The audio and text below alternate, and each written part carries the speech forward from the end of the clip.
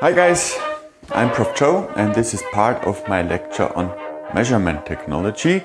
Today dealing with the chapter about digital technology, especially with the first part, DA converters. So why talking about DA converters, digital to analog converters?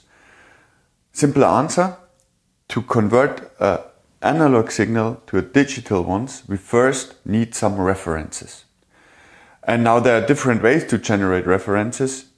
We can for sure use, for example, voltage dividers or some other electrical circuit. But surely it would be awesome to have a way to get the analog value, to get the analog voltage from a digital value given by our PC or computer. So talking about that, the standpoint we have is we have some digital number, meaning some byte, bit, or whatsoever, which describes as the decimal number within the range of bits.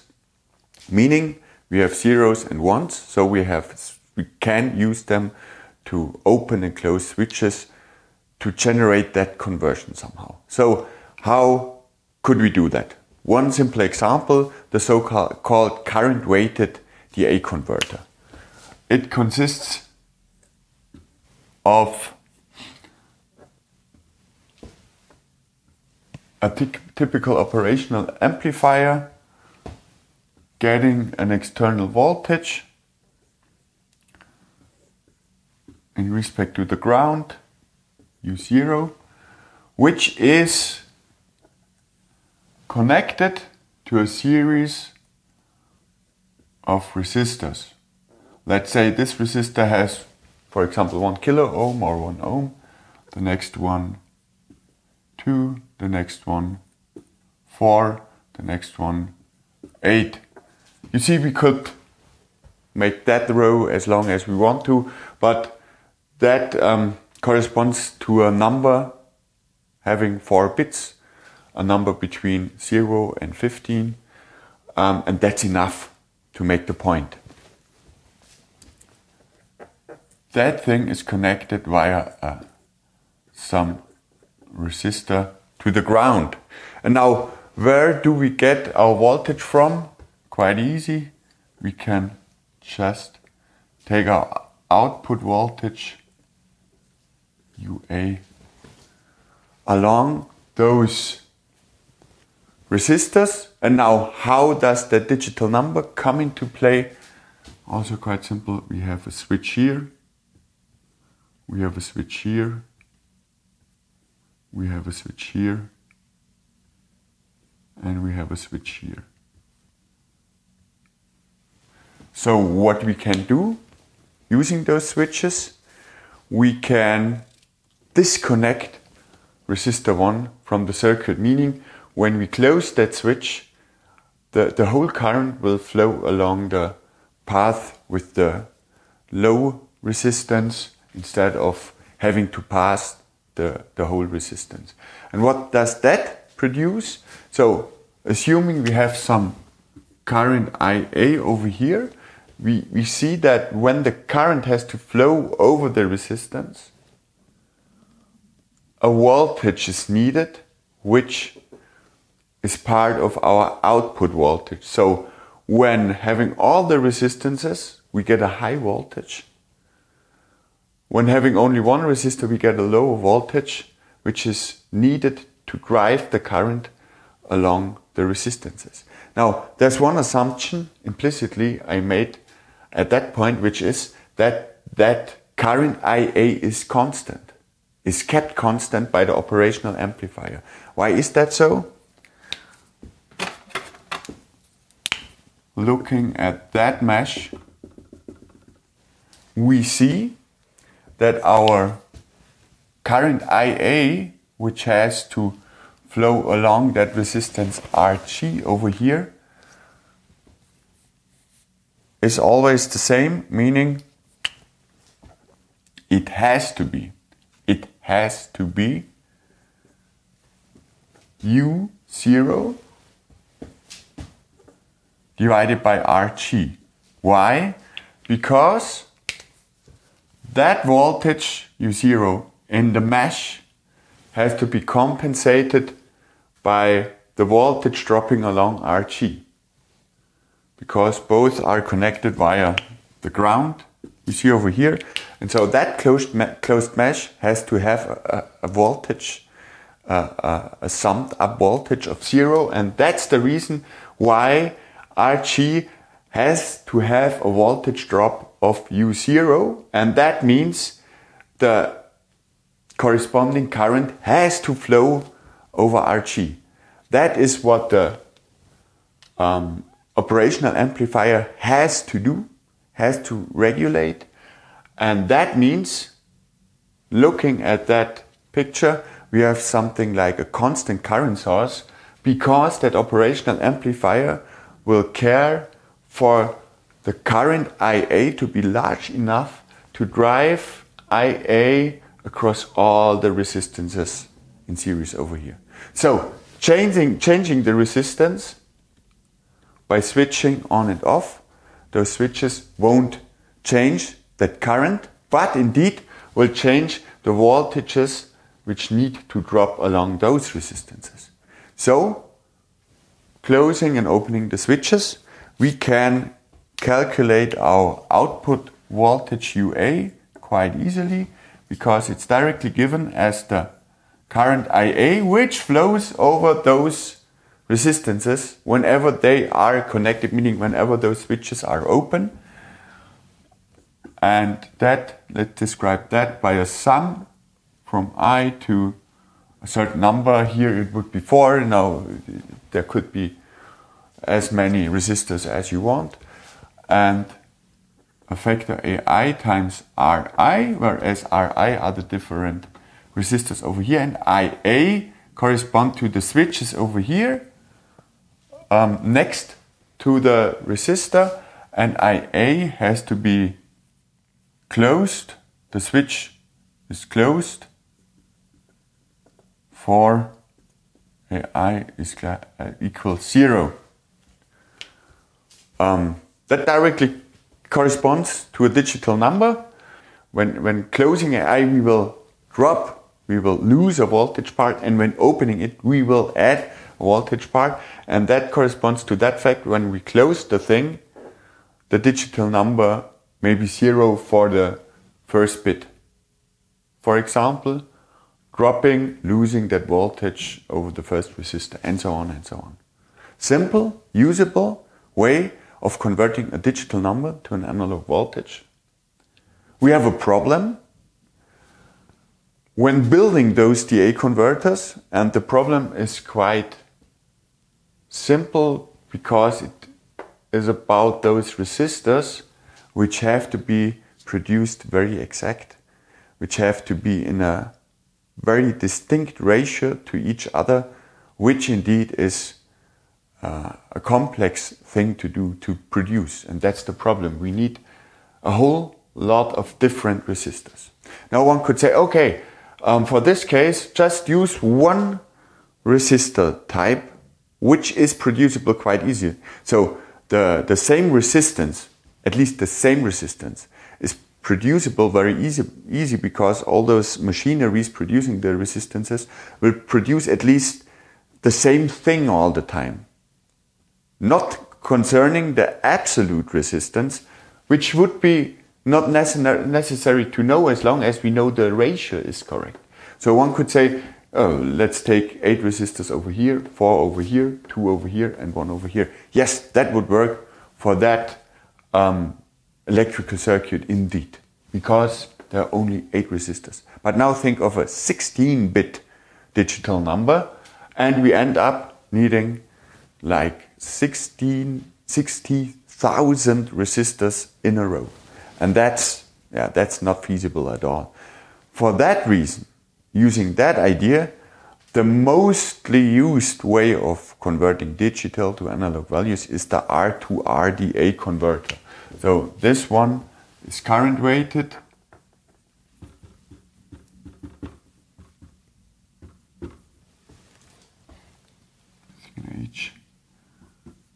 And now we get the R to RDA converter,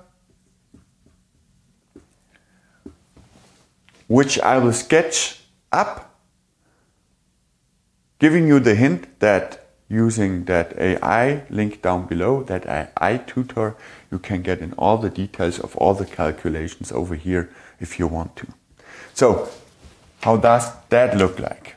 I will just sketch a part of how that could look like. So, let's assume, let's have kind of those 4 resistor parts, this one ending at the ground. We get some additional resistances over here.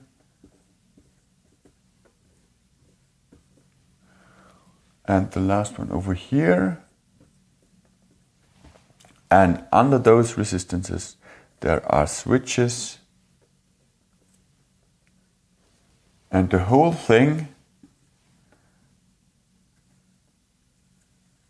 is switchable.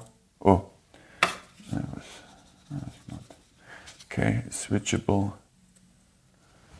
over here. So that switch can be opened and closed in respect to that line, which ends up in a operational amplifier.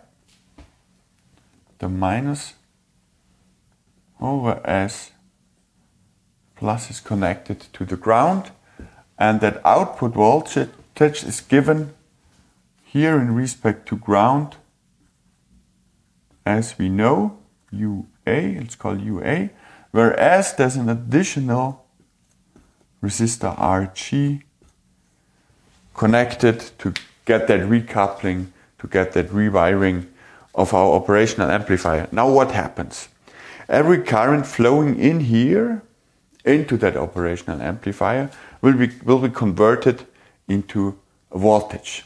Remember chapter about operational amplifiers, that's an IU amplifier structure, meaning the current coming in here will be converted to that to a corresponding voltage over here. Why is that so? Because the current here in that point has to cancel each other out, meaning that current has to cancel that current, meaning the voltage dropping along that RG is direct proportional to the current flowing in here, and that makes our output voltage direct proportional to the current flowing in over here. Now what about all those resistances over here?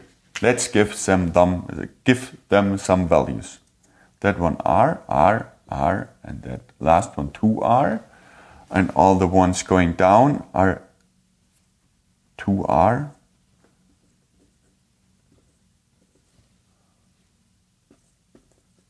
So, let's make one pre-assumption in calculation.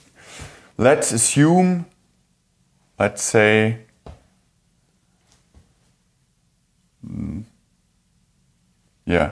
this part, and think about it.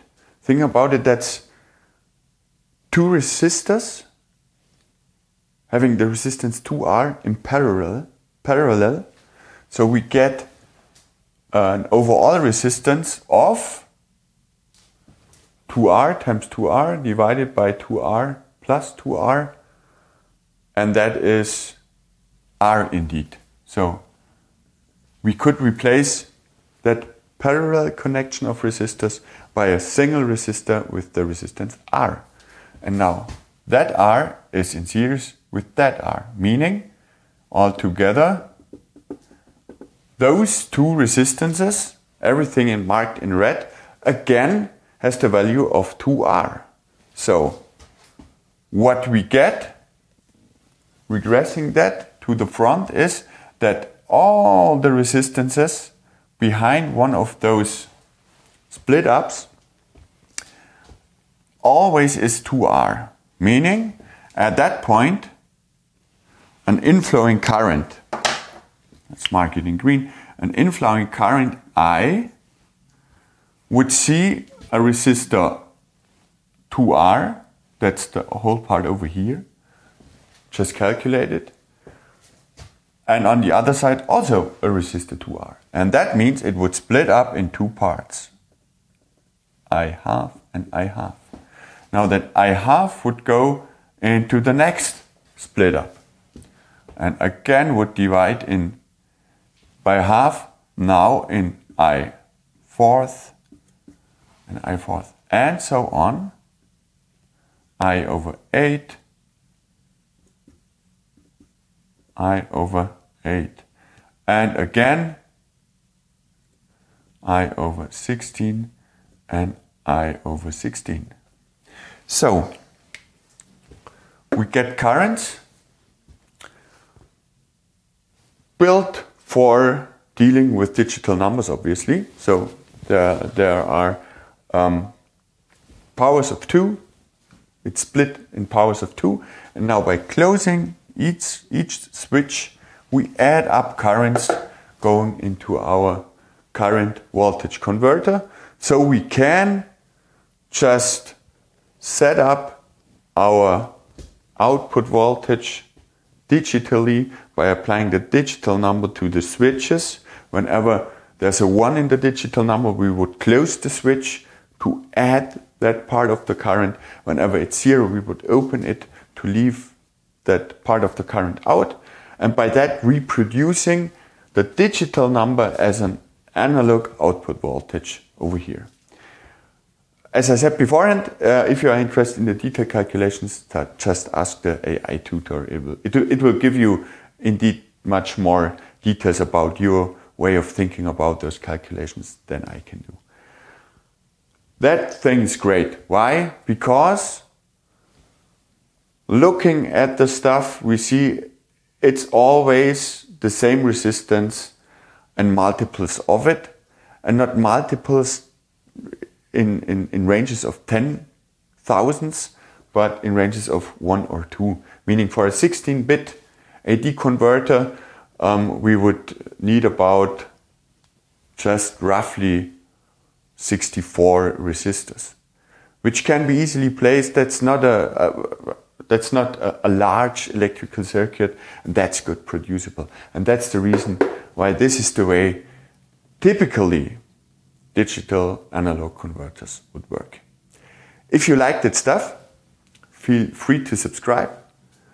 And next time, the next part, dealing with the other way around, the analog to digital converters.